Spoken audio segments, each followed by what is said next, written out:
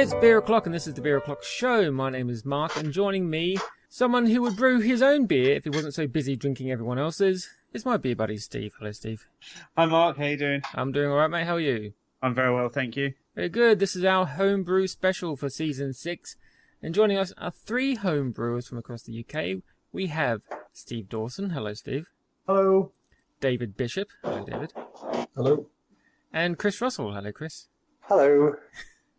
So we have 3 home brewers, and that means we have 3 beers to get through tonight. We have... Now, Steve, we don't have your style on the bottle. What style of beer is this that you've given us? Just a pale. Okay. Nice, easy drinking session pale. So we have a 3.7% pale. We have a 5.2 India Brown Ale and a 6.2 IPA made with different types of grass. Which is going to be really interesting. As long as they're all legal grasses, that's fine. They're all legal brewing grasses. Very good. So what we're going to do is what we always do with homebrew. We're going to go beer by beer and talk to brewer by brewer and find out what your brewing's all about. So let's kick things off nice and easy with the 3.7 pale called Crown and Glory from at Learn to Brew UK, Steve Dawson. Let's get into it, guys. Oh, there's an instant waft of fruit coming out of that the minute you crack the top off of it. That'll be Amarillo. Yeah, that's coming through really strong. It pours lovely and pale as well. Almost a very, very pale yellow on the pour there. Lovely carbonation on it too. Oh wow, that's really fizzy. Nice.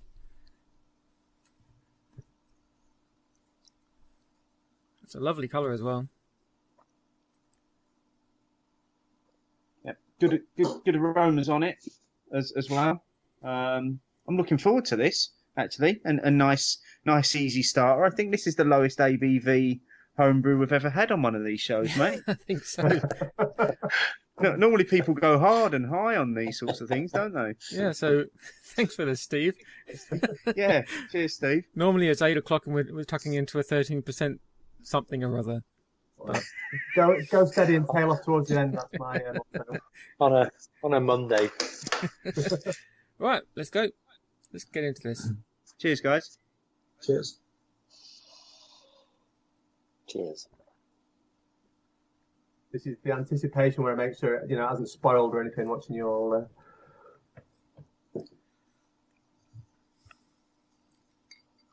That's just an incredibly refreshing, incredibly easy drinker. You could just find yourself sitting in the garden in the summer, drinking bottle after bottle of that. That's so easy to drink. It's got a lovely sweet biscuit to it. Nice, very slight bittering on the end. Very refreshing. Very nice, mate. Thank you. Very good. Very nice stuff. So while we're complimenting you, Steve, why don't you tell us how you got started in home brewing? Yeah, coincided with having kids. I think your need for alcohol massively increases around that time. And a pal of mine was doing some home brewing, and I said to him, I wanted to do a kit. I'd never done it before. And I wanted to do a kit. And I said, can I borrow one of your brew buckets to do a kit? And he said, no way. He's really into his all grain brewing. So I went round to his house and kind of showed me through the ropes. I think we made like a Tim Taylor's landlord clone, something like that. And that was it really. So I nicked all his stuff and started brewing at home, sort of periodically. So how long ago was that? Probably getting for about 6 years ago, 6 years ago, something like that. But I wasn't doing very much brewing really. Just every few months I'd do another one. It's only in this last kind of 2 years that I've really upped the amount of brewing that I do. Since we started the Learn to Brew thing, that's obviously massively increased the amount of brewing that I do. Okay. And what's all that about, Steve? Tell us a little bit about Learn to Brew UK. Okay, so obviously friend Andrew showed me how to make beer. It's one of those great things, isn't it? You kind of want other people to join in with you. So you find yourself saying to friends or casual acquaintances, people on the bus, yeah, I'll show you how to make beer. It's really fun. And we were doing it for more and more. And then we kind of thought to ourselves, right, well, we could set this up for a kind of day turn up and brew class. So people like me, never done it before, can come along. You know, we could run people through the brewing process. They make the beer. So we do monthly sessions, essentially, where we get either first-time brewers, people haven't done it for a long time, or people that have only ever done kits, come along and do all-grain brewing with us. So that one that you're drinking there was made on a February session by a guy who'd never made beer before. You know, came along. I think he might have done kits in the past, actually. There were two of them came along. We went through the recipe. We go through how to make beer, essentially, what it is, all that kind of jazz. And then we spend 5-6 hours making the beer, and then we take it away. Bottle it up and send it out to people. And obviously throughout the day we pepper it with interesting facts and figures and a bit of sampling, either stuff we've made or stuff that people have made on previous sessions. So you're basically helping people to homebrew beer. Yes, that's exactly what we want to do. So it's the kind of, you know, do it on a kitchen scale, sort of micro brewing on a kitchen scale, if you like. I don't know what that would be. Home brewing, I suppose, but that's what we're about. You know, we're not teaching people to go off and start breweries. We're teaching people to go home and make really tasty beer that you'd be proud of. You know, you'd be happy to buy in a pub. You'd be happy to buy in a supermarket. Probably better than a lot of the stuff you can get, you know, for around the same price point in Lidl's or whatever. And we've done actually. You know, we've gone in and bought a pound's worth of real ale and brought it into the session and compare. You know, a pound bottle of real ale from a supermarket to what you just drunk. You know, I know which I'd rather have. Yeah, absolutely. I mean, it's a great concept. Where are you guys based? How can people get involved in this if they want to? Sure. We're based in Leeds, and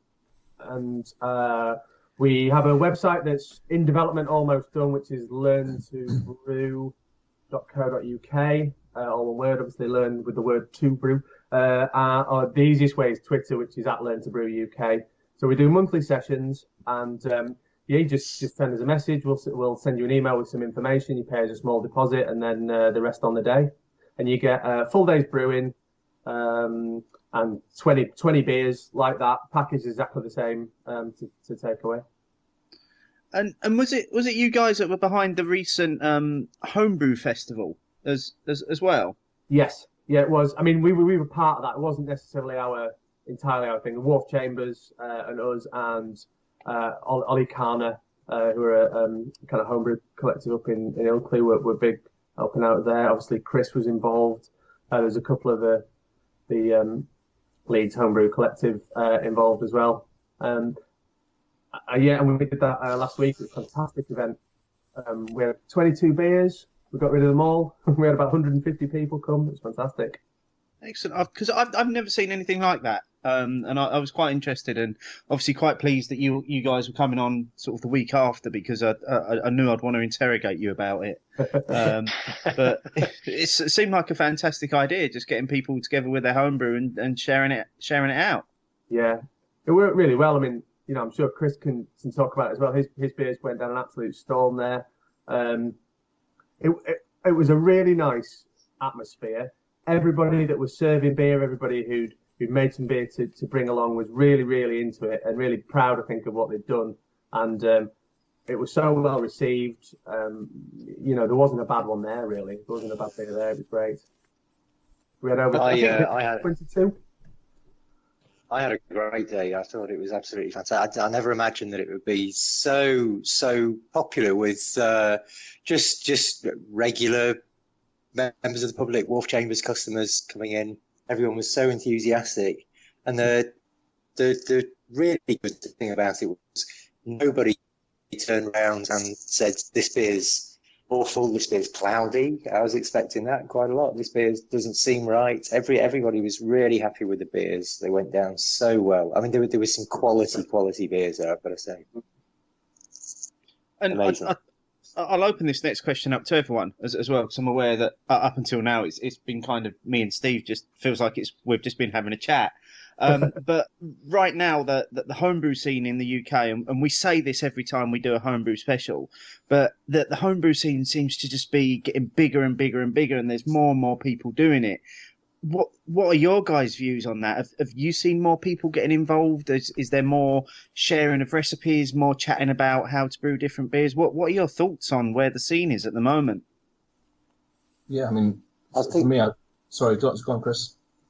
No, I was just going to say I'm relatively new to it myself, so I don't know how it's expanded. But even in the relatively short time that I've been homebrewing, there seems to be more and more interest and more enthusiasm about it. I'm part of the Leeds Homebrew Collective, which is a group that meets at Brewdog in Leeds every couple of weeks. And originally there was maybe 3 or 4 people coming to those fortnightly meetings, and now there's it's quite a big group. Several people were involved in the Homebrew Festival at the weekend.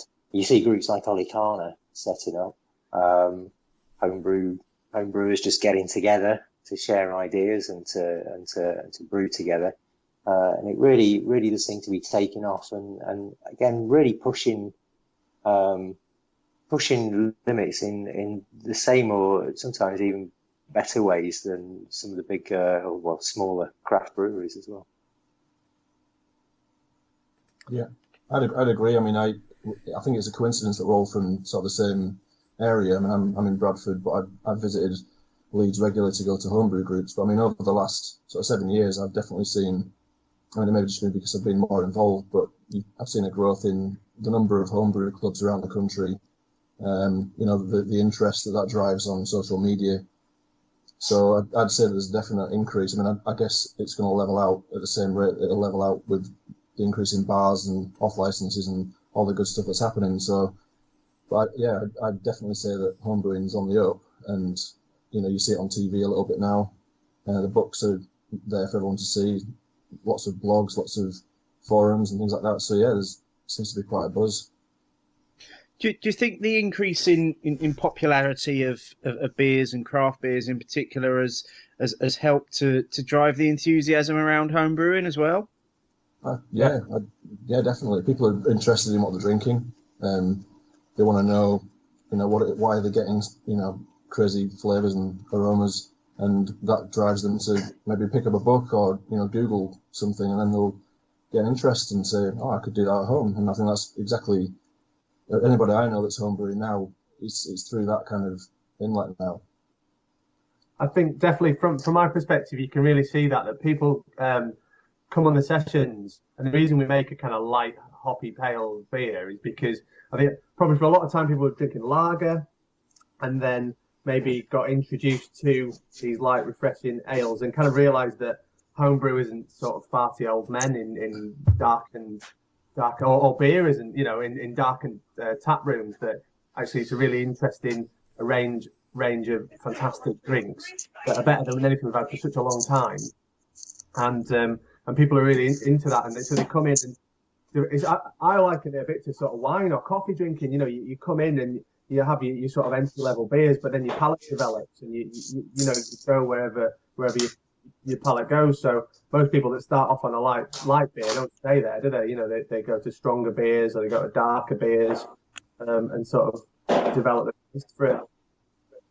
I think, I agree. I think the other thing I was going to say is that it's interesting that there's sort of 3 groups that have been mentioned there, sort of the Learn to Brew guys, the Olicana guys, and the Leeds Homebrew Collective. And it's only a few years ago, maybe 5 years ago, that there was a Leeds Homebrew group that started up, and it's fizzled out really. Because I think you obviously need someone to lead that, and everyone leads busy lives. So, but it's really nice to see that other groups have formed, nothing to do with the original group that was in Leeds, and I hope, those groups sort of kick on and there's more groups starting up, because I think that's what you need. You need probably not massive numbers. You need for it to be flexible enough for people to attend regularly, and not to be not too many rules and too onerous. Just kind of, friendly and turn up, bring a few beers, and hopefully find a venue that will entertain that, because I think that's the most important thing. So I was going to say the guys at Brewdog in Leeds are really really good with us. You know, they reserve us a table. They don't mind us obviously bringing our own beers in and drinking our own beers in their bar, which I think is quite a special thing, because there's a lot of places that really wouldn't be very happy about that. They're very supportive. I think it's important to say as well that if anybody is thinking about setting up a homebrew group and rocking up at a bar, I think it's important to obviously ask permission to do that first. I think, you know, some bars will be quite open and say, no, we don't want to do that, we're very busy, and others will say, yeah, well, we'll set some time aside for you. You know, they'll actually supply glasses, they'll supply a quiet area maybe so you can, you know, chat. But then, you know, it's interesting in my experience that people who are not involved in the homebrew group will see what you're doing and come and join you. So you don't want to be too obviously secluded and away from the pub or wherever it is that you sit in. But yeah, you probably ask permission. Most places that we've used have been really happy to have us there, because obviously you drink your homebrew, but then you stick around and drink a few beers there. It creates a buzz around their bar as well. So yeah, all positive. I think from what I've seen, most of the Brewdog bars support some sort of homebrew club or another. They do seem to be very, very supportive of the concept. Yeah, it looks that way. I think it's great to hear that, and you know, the fact that we're now on to this is our 4th Homebrew Special, just shows that we're still able to source people that want to come on and showcase their beers on a podcast. And for us, I think once again, Mark, it shows that where the Beer O'Clock Show leads, others follow. You know, the homebrew scene's growing because of us, and because we're still wanting to showcase these great beers. Well, you know, a few years ago, no one was homebrewing, so you know. Well, it's no coincidence, is it? It's no coincidence. You'll definitely fed into that. Funny, I mean, people will listen to this, and people would listen to this show because they want to listen to, you know, around the beers that you presenting them, and the people that you're talking to that aren't homebrewers, they're doing that, but also then they're tuning in and listening to this and thinking, oh yeah, well, I'll give homebrewing a go. And, you know, one day I might be able to be on the Beer O'Clock Show. Yeah. That was my goal from the start. Glad to hear it. You can quit now, Steve. The equipment and the ingredients, because as well, it needs to be easy for people to do. So a kit beer, for example, it is very easy. You can go to Wilkinson's or the main street and buy a kit beer for $8.99, which won't be very good, but anyone can do that. And I think the step then to kind of find out, well, where do you get grain from? Where do you get the equipment to make from? That's not always the easiest link. So I think there needs to be a big improvement in homebrew shopping, whether it be actual shops or people like Malt Miller online, etc. Are fantastic for that, because they make it really easy and also look attractive. If some homebrew shops aren't always that appealing. There are other ones that are, but if you compare it to, say, America, where you've got these hypermarkets with really shiny, very, very attractive looking equipment that's not actually very expensive comparatively. If we can get into that kind of direction with the sort of shopping stuff that's available to us, I think homebrewing could explode, really. I think you're right. I think you want the confidence that the ingredients that you're getting is decent. You don't want it to have been hanging around forever. Crushed malt, it doesn't want to have been sat crushed for a long time. You want that confidence, and hops don't want to be old and years old, even if they've been kept cold. But I think that's really important. And I think Malt Mill is one example. There are others around that do it really well. And they'll crush and bag the stuff for you that you've asked. They'll date it, and so when you're going to brew, when you brew, what you're using. And I think that drives the sort of quality that people, when people are drinking homebrew now and they're saying, oh, it's brilliant, it's just like a beer from the pub. Well, it is. I mean, it's just a smaller batch of hopefully good quality beer. So supply is important. We've found this every time we've done a homebrew special, that we've consistently said that every beer that we've tried is a beer that we would happily pay money for, because it's of that sort of quality. And I still find it remarkable. I'm still a person that believes that beer's made by magic. that, you know, all the ingredients go in one end and out the other end comes this fantastic liquid. You know, and Me the fact that you guys are producing this in your kitchen, your garage, your cellar, God knows where you're producing this stuff, but you're churning out stuff that is as good as you can buy across the bar. Hats off to all of you for the time that you invest in this. You must be very Viking, because the Vikings believed beer was made by magic. They had a magic stick that they used to stir the beer with, and that's what gave it life. I think since last week, since I found out how to pronounce Jarl properly, I do now believe I'm some sort of Viking beer god. Speaking of beer magic, what did everyone think of the Clown and Glory? Very good. It's gone. Yeah, That's as we've just been sat in here chatting. It's evaporated. It's just so moorish and so easy to drink. A really, really decent, low ABV, enjoyable beer, just full of flavour as well. Yeah, it was really nice. Yeah. So, being mindful of time, shall we move on to the next beer? Yes, Which that's is from David Bishop, an India Brown Ale at 5.2%. Looking forward to this. probably one of the most attractive bottles we've ever seen a homebrew packaged in as well. It's a classic. It's an Orval bottle, right? So. Yeah, for the benefit of those that can't see what we're drinking right now, David has packaged his India Brown Ale in Orval bottles, and it does lend a certain something to it, I think. Can I ask where you got so many Orval bottles from? It just appeared. Yeah, I did drink a lot of it.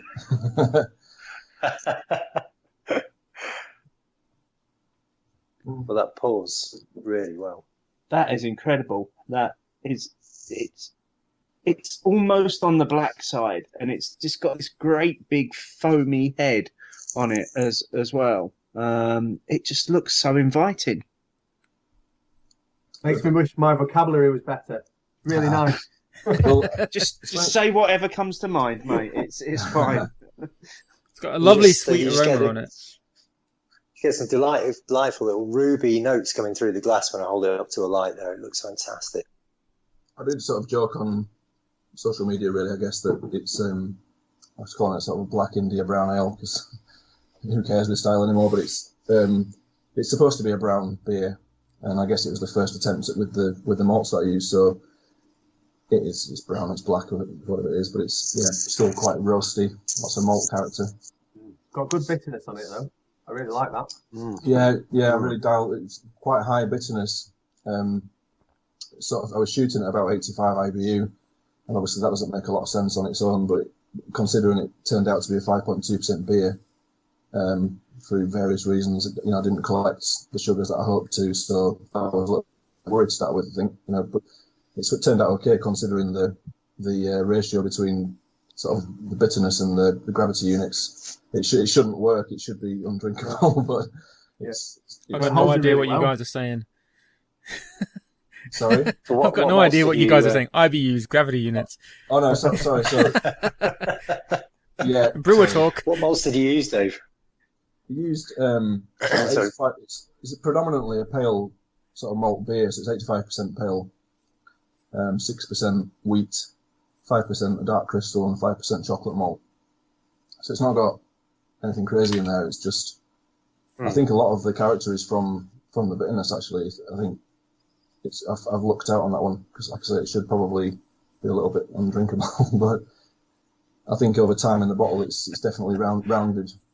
So IBUs, for anybody who really didn't know, is International Bitterness Unit. Is that something? Yeah, I think the reason I was just saying that, because people talk about IBUs a lot, and actually that's on its own doesn't really mean anything. It really depends how much sugar's in there with it, so how balanced that is. I think that's I was taught that a few years ago by just a blogger who did a very good blog on it, and I wasn't aware of that before. I was just kind of looking at IBUs as a benchmark as to how my beer would turn out like, and that's just not how it is. So you can have a very high IBU number, but that just depends on what the beer is. So for this one, it was way above what an Imperial IPA should be in terms of the ratio between the bitterness and the gravity, but actually it's turned out fine for the ABV. I don't know I don't know how.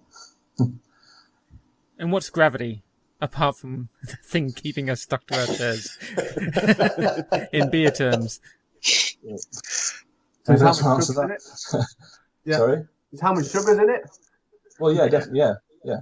Okay. It's So you make alcohol from sugar. So Yes. turn sugar into alcohol and CO2, and that's how you test out. So you get a certain amount of sugar in the solution. You add the gravity, you add the yeast, and the gravity will decrease.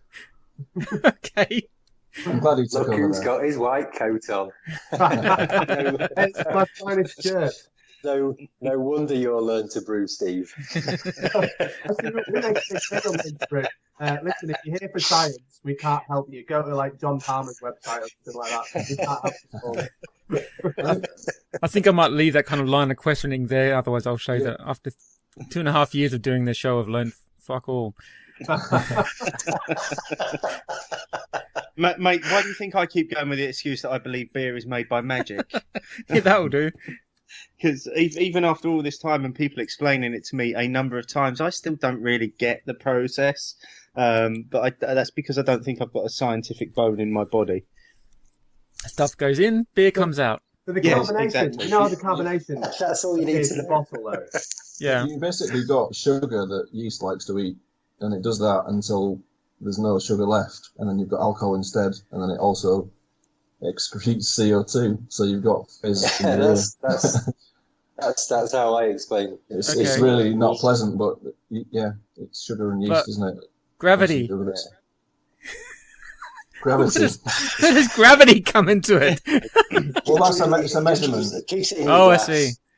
It's just a measurement of the density of the. Let's not get too, but the solution is not Oh, I dense. see. It's a It's measurement of the got density. I get Yeah, it. so we use the hydrometer to measure that level. Should we move on? Let's move on. Mark, I think we've managed to make it 99 episodes, and we've finally been found out that we know fuck all about beer. Well, if you get homebrewers together to chat about beer, they're going to throw a few words around, and I think a lot of the time I can hold my hand up and say I don't fully understand. There's a reason why it we only do works, these shows so- once a season, because like you say, get a room of home brewers together, and it's So we amateur don't science walk away. hour. It's just completely over my head. But anyway, When you have higher gravity as well, and you've had several beers that have been made with higher gravities, then gravity has a different effect on you. You are more inclined to fall over. I found that before. so as you say, with the beer as well. Back to what was in it. You asked me what was in it. It's got, in terms of hops, it's got a few different. It's got Chinook, it's got Ella, Bravo, and Pacific Gem. So not probably typical what you guess you'd have in an IPA or an IPA that's a different colour. But they were hops I had. So You have put together a really, really tasty brown, I have to say. cheers. It's got a real subtle sweetness to it, overly bitter. Steve was saying I would pay money for this. Excellent.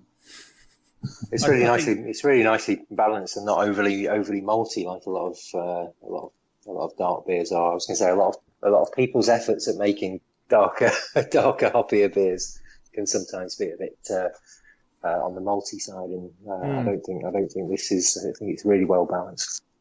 I really like the bitterness because my big complaint with a lot of shop bought beers, actually, a lot of kind of supermarket shelf beers and a lot of darker beers, they've just got that kind of sweet finish that I really don't like. But I think that this is just a really good amount of bitterness for me, so I'm glad it worked out well for you. I think the other thing to say is just quickly that the bitterness all came at the end of the. So normally you would put hops in at the beginning of the process to derive bitterness, and this beer's got very little in at the beginning, and it's all in at 10 minutes. So it's quite interesting that probably the beer was rescued by the hops going in late, and I think if they'd been gone in early and had this problem with the balance of the beer, I'd have ended up with a very, very, very bitter beer. And I think hops do different things throughout the boil. So I think that's where I probably escaped, that it was all late in the boil, sort of 10 minutes from the end. So, You must have put a lot in. yeah, there's a lot in the end, but yeah, it was just an experiment really, because there's other sort of better brewers than me sort of telling me that was the good way to go. You know, you don't need to put a hell of a lot in at the beginning and try and ramp it up at the end and get the best of both worlds out of it. Get the bitterness and also get all the aroma you're going to get from that. But, So, David, going back to our stock homebrewer questions, when did you get your start in homebrewing? What made you start? I just it was, I think someone's given the story before, I'm sure, but it's back sort of 7 years ago, just given a kit as a present at Christmas, you know, like the kits and the cans, and just did probably 10 of those. Found that there was a community around that with homebrew forums and stuff like that, and just did that for a couple of years really, and then got the guts up to go all grain, and similar to Steve, got invited to just watch somebody brew. Brewed a Timothy Taylor Landlord, you know, clone, and then it seems like everybody sort of starts in a very similar place, really. And then, and then I've just kind of brewed not an amazing amount of beers, only 40 sort of all grain beers at home, over the last sort of 5 years, I guess. But yeah, it's good fun, and I blog a bit, and Twitter's fun, and it just seems to work well together. You know, good social hobby. Lots of options. You also have time to do the odd doodle as well, don't you? Yeah, my downtime. Yeah, you can't brew all. You can't brew all the time. It's a quite a long process. It takes time, and you've got to pick your moments, because if you've got kids and people that you want to keep on your side, you don't want to brew too often. But yeah, a bit of doodling on the side as well. Because for folks that don't know, you are the genius behind Fatty Beer Doodles, aren't you? That's me. I wish I picked a different name now, but yeah, that's me. I think the name's perfect, actually. Yeah. I like the beers. I thought that was really apt. I was Nick. Yeah. No, yeah, it's good. I think. I mean, the only reason I do that is just sort of idle hands and all that. But in all seriousness, people are passionate about beer and brewing, and I don't mean to take anything away from that, but it's just sometimes it gets a bit too serious, and I think it's just kind of trying to lighten it a little bit sometimes. There's plenty of material. So. I particularly like the one that you did recently that depicted Matt Curtis, half a Curtis and then the total Curtis. I particularly like that one. Obviously, we're still very grateful for the one that you did for us, which we're still sporting on our Twitter account page as well. Oh, good. I'm pleased to hear that. Yeah, it's good fun. I think I wouldn't do brewing and I wouldn't doodle if it wasn't fun. I think that's the main thing. Yeah. I mean, obviously brewing's better because you get beer, but doodling's also good. and the beer, mate, is incredible. I again seem to have. I'm either really thirsty, or there's a hole in my glass again, or it's very very hot in this room because your India Brown Ale has gone. I thoroughly enjoyed that. I enjoyed the bitterness that went from beginning to end in it. Like the other guys have said, very very well balanced throughout. Not too sweet. Malts very very much in the background. You get a hint of some of the hops in there, but the balance on it is just fantastic, and that's just a really, really drinkable brown ale. Thanks very much. I think the only thing I always criticise their own beer, but I think it just needed more dry hops. I think it would have been better if it's supposed to be an IPA. It should have a really present hop aroma, and I don't think it does. But other than that, I'm pretty pleased. I'm glad you liked it. Thanks. I think the hop aroma, there was a hint there of it. There's a little bit of hint of pine on it. But it's not all in the aroma, is it? I mean, for me, the flavour of that was bang on. So, well done on that one, mate. Cheers. I think the other thing important is, I think you're saying the right things by saying, the beers you get on are all good. I think it's important to say that this wasn't the beer I was going to send in, and that's because the beer that I brewed for this went wrong. And I think that's important to get across to people that, people that come on the show don't always get it right. And it messed up, and I would have loved to have sent you the beer that I brewed, but it just wasn't up to it. Maybe interesting to have criticised or critiqued it, but it's fine. We used that after the last homebrew special that we did. Carl Marshall sent us 2 beers that were awful, But Slightly backpedaling on what you said earlier about every homebrew beer being great. Well, yeah, no, no. I'm just digging at him. He sent us 2 beers that I don't think he had any idea what was in the bottle. To be honest with you, Well, technically, he did brew one just using up all the spare bits that he had lying around. He did admit to that. yes, yeah. That was the question mark beer, I think. But That's what David, I think Colonel- we've that's what said. Colonel do, isn't it? I think I have said to you that if you do want to have another go at that one that you was going to brew for us, because I quite like the sound of it. It was a Belgian strong beer, wasn't it? Well, strong. It's a Belgian strong. It's something similar to Devel, that kind of thing. And I've done it before, and it worked okay. And I thought, I got a bit cocky and did it again, and it didn't really. It's worked, and I think what I'll do is I'll send you it, because the problem with it was that it didn't carbonate, and I think without going too far into it, that's it's a temperature control thing for fermentation, so that the yeast was knackered and it didn't have anything left to gas the bottle up. So The gravity wasn't there.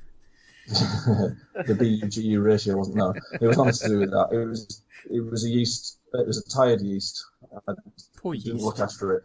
And for that, I should be. Yeah, exactly. I should be shot.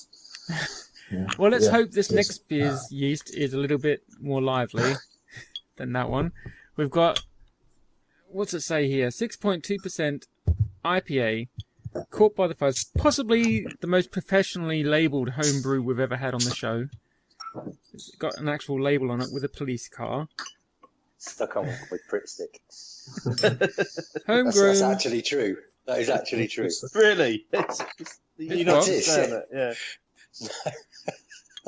I was party to Chris's bottling line, labelling dispense machine last night, and I can confirm it was indeed a Pritt stick.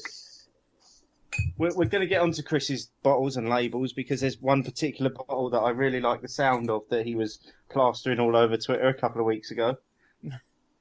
Mine just exploded out of the bottle, so Oh no! it's alright, it's alright. I've got a Mine nice is- head on it.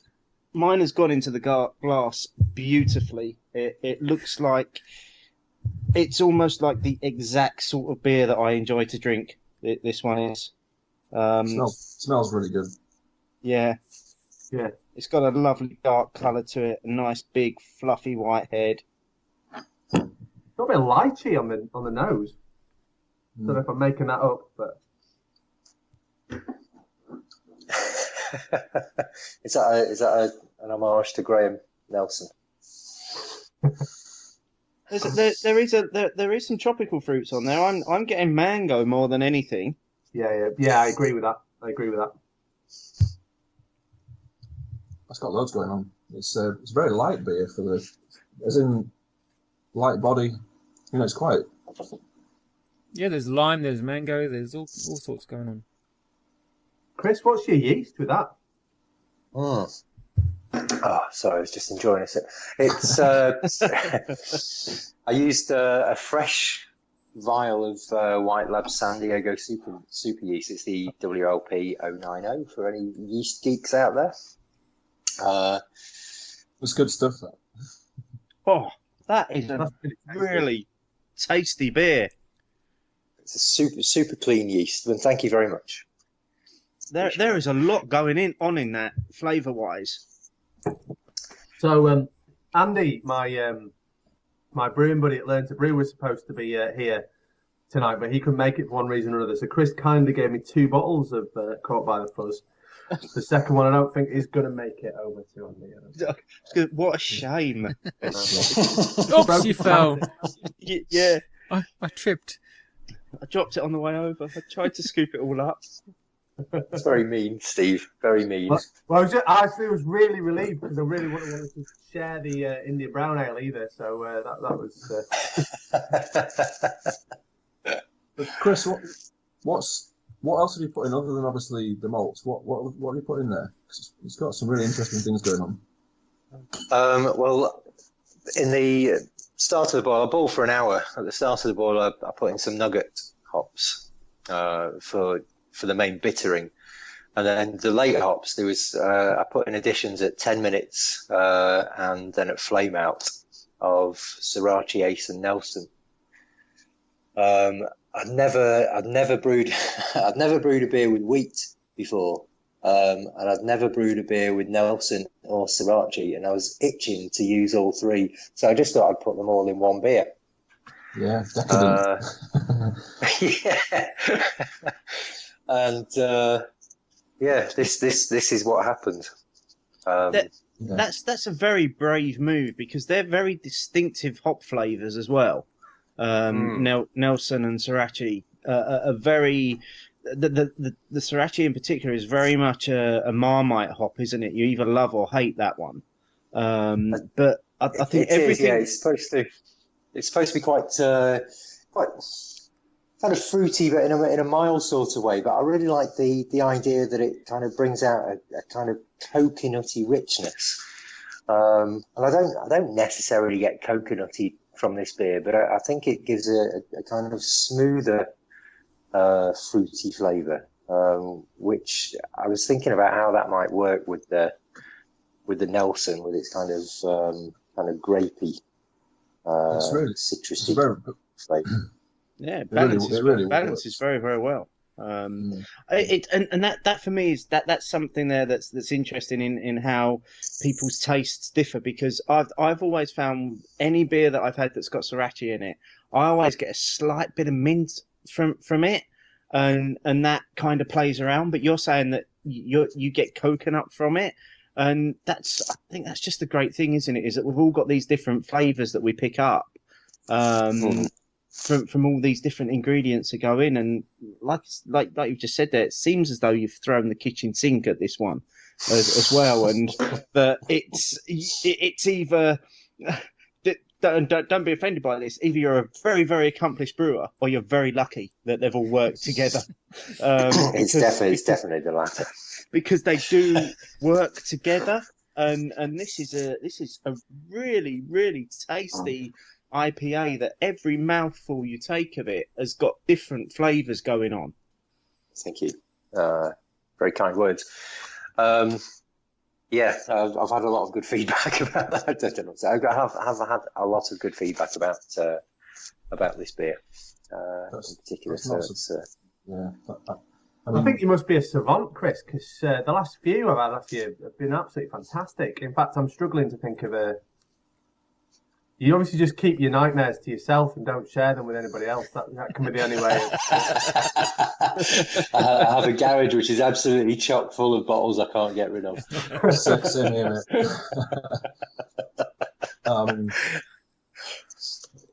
Nothing to criticise there, I think.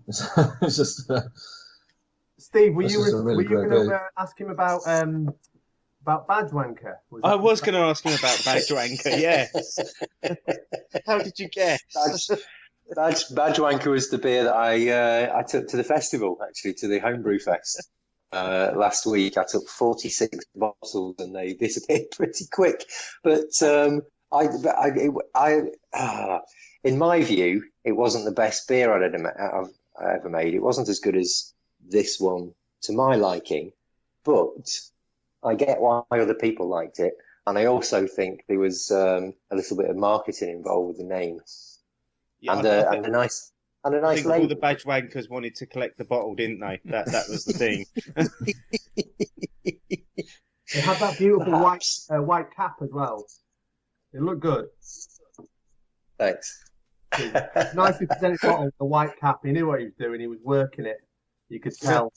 Yeah, you can see he puts a lot of time into his labels, because I know when we first approached all three of you about coming on to this show, I think you tweeted a picture of this beer, and I said, yes, rebrew that, and I didn't even look at what style of beer it was. I was just taken by the label and the police car and the name and everything that's on it. How much does that happen every time you walk into a beer shop and you're looking at all the bottles on the shelves? Absolutely, all the time. Yeah, it's like buying records when you were a kid. You'd buy the one with a cool album cover. But now it's beer. It's just replaced record buying in my mind. You now buy beer instead of records. I have a little focus group for naming beers. A couple of my friends, Dan and Raheem, often we bounce ideas around for names, and we might come up with 5 or 6 decent names for a beer. And if I can remember one of them the next day, that's usually the one that my next beer gets called. This was obviously inspired by the fact that it's got wheat and rye in it, and I was I don't know, somehow Supergrass came into my head, and what's the best Supergrass song? Well, it's Caught by the Fuzz, clearly. So Genius. that's where the name came from. So, Chris, how did you get your start in home brewing, buddy? Well, I have to go back to Steve and Andy, who's the other guy involved with Learn to Brew, about 3.5 years ago. Steve was trying to get me to come along to Andy's garage for a brew day, and I think he'd asked me 2 or 3 times, and the third time I kind of reluctantly agreed to go along.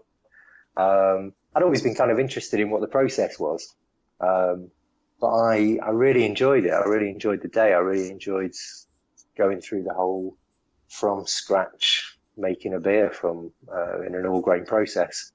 And they asked me to pick out a recipe for the day, and slightly embarrassed to say that I chose Jennings Cocker Hoop. But we brewed it, and it was good. It was better than Jennings Cocker Hoop, in my opinion. People really liked it, and it kind of went from there. But I went dormant for a little while. I didn't actually start brewing properly until the beginning of last year. Steve was putting his Learn to Brew stuff together, and he wanted some guinea pigs for a dummy run. Preferably people that had possibly done some brewing before, so that he could give him some feedback on his day.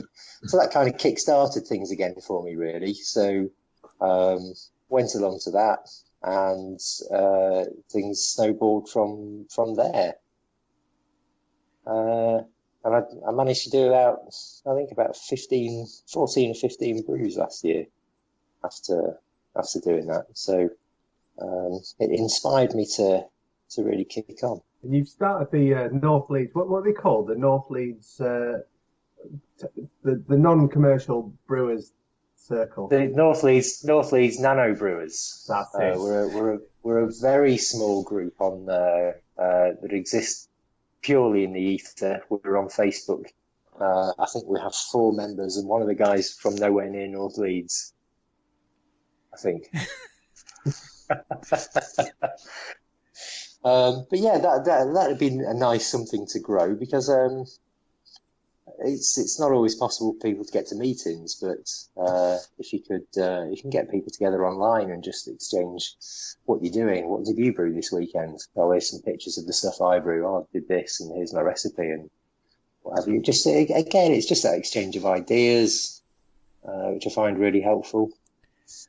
Yeah, the feeling I get from the whole homebrew scene is that it's just as much about the community around it than it is about actually doing the brewing.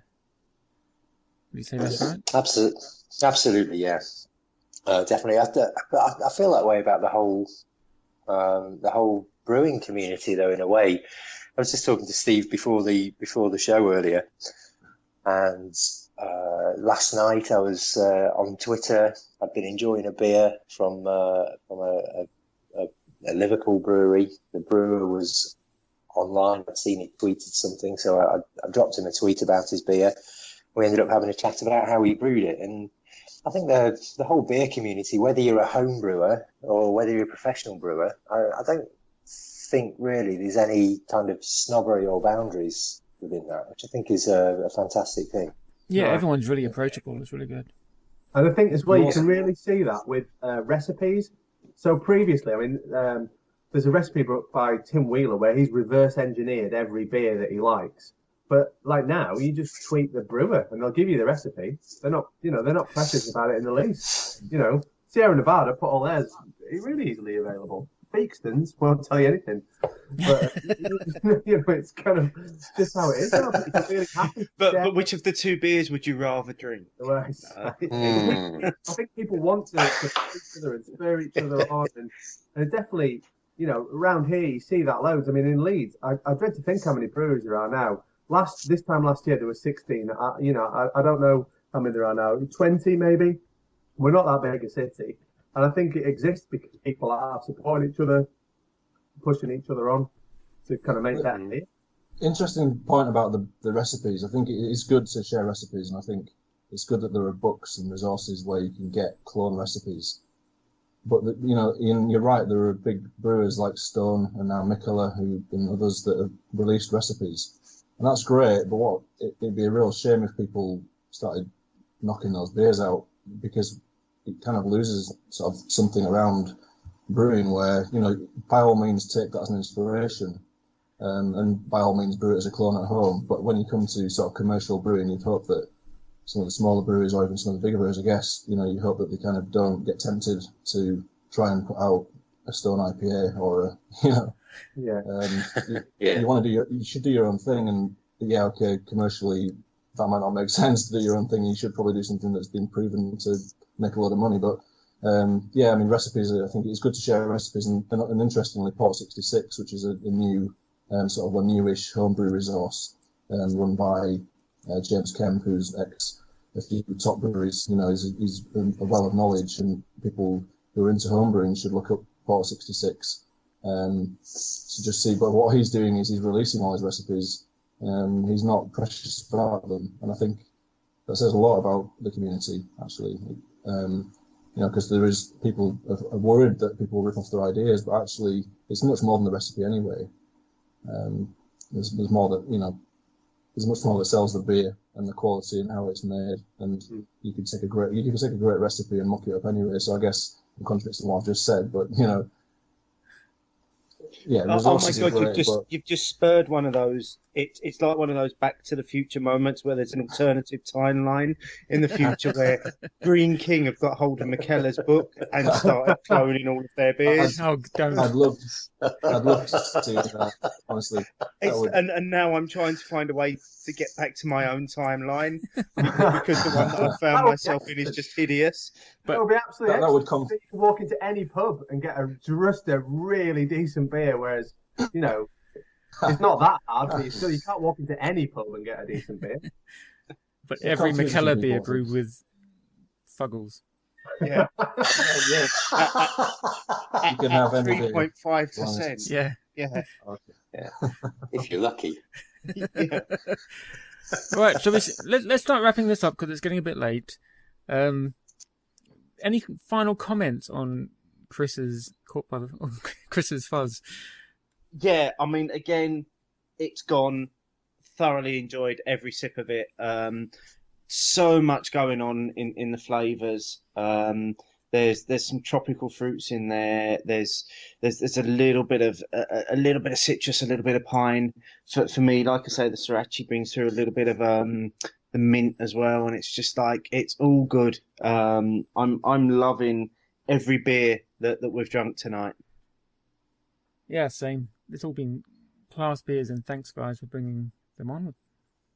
Yes, thank you ever so much. Thank you. Our pleasure. Cheers. Steve, do we have a prize this week, mate? There's always a prize this prize, mate. Yes, a really easy one this week. Ian G at Fantastic Film is back on form after quite a run of not winning the prize this prize. He came back big time this week with an amazing picture of 8-wired superconductor. That's now on our Instagram feed and it's in the show notes to this. But also check out all of Ian's pictures this week because they've been fantastic. And make sure to submit your own picture on Instagram using the hashtag #CheersGuys. Cool. And our homebrewers can be found on Twitter. Steve can be found at Learn to Brew UK. David can be found at Broadford Brewer. And Chris can be found at Russ Boutique. Did I get all those correct, gentlemen? That's spot on. Great. We'll link through to them all in the show notes as well, so you'll be able to find the guys online. Yep. Okay. Well, thanks again, guys, for coming on. It's very much appreciated. Cheers. Thank you. Thank you. Can I do a quick plug for the Of course Not you sure have. about that. Oh, here we go. Here we go. We're doing another one in the summer, so it went really well. We're doing another one on the 22nd of August, and be like fantastic. Anybody want to come up? If you tweet me, I can give you links to cheap hotels locally. We're going to do as much as we can to get as many people there as possible. It's a really good vibe, and anybody who wants to come along will be really welcome. So 22nd of August, Homebrew Fest 2. Cool. Okay, let's have the details when you've got a bit more, like where and times and that, and we'll make sure to include it in one of our traditional news segments that we do on normal shows. Thank you. Okay, Steve, no, what's happening next week, mate? Mate, it's the big one next week. It is. I can't believe how understated that introduction was. Next week is show 100. It's a big milestone for us. For two guys that started off not really knowing a lot about beer. We're still going, and remarkably, maybe even more remarkably so, people are still listening to us as well. So next week, dependent on when and how you listen to this show, you may have already missed it. Because we're going to do next week as a live broadcast. So it's going out on Sunday evening at 8:30 on the YouTubes. We will be recording it and also releasing it in our normal Friday slot. So show 100 featuring a very, very special beer that was a collaboration between McKellar and Siren. And that's the Daydream White Stout, which I think comes in at a whopping 12%. Yeah, you don't sound thrilled about that, mate. That's good for a school night, as always. Yes. And it's a Sunday that we're recording on this time as well. So, oh, well, Sundays are for drinking. yeah. Okay, the Beer O'Clock Show is proud to be supported by Ales by Mail, your premier destination for bottled real ales delivered directly to your door. Visit alesbymail.co.uk and use the code BOCS10 for a 10% discount on their entire bottled range. Until next week, Steve.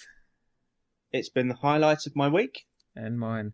And gentlemen, thanks again, Steve, David and Chris. Great having you on. We really appreciate your time. Until next week, bye-bye.